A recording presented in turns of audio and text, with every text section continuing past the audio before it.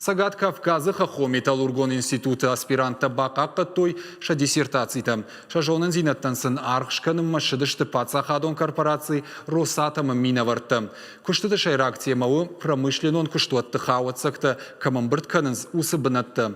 Аспиранты шайырташты тазыртой техногенон гурануатты ног хужырайырташыны мабакушыны фарштатыл. Адапатай күштітан арқ коттой дуын ю специалисты. Кутбафи пайтой автомайна республикай ақштягдар фарштатым ног хужы аркашыну анаман қауға құттаг.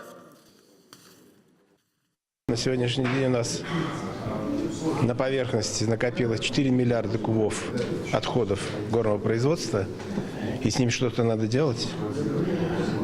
И обе защиты посвящены как раз ликвидации хвостохранилищ, управлению параметрами хвостохранилища и ликвидации на примере Норильского комбината.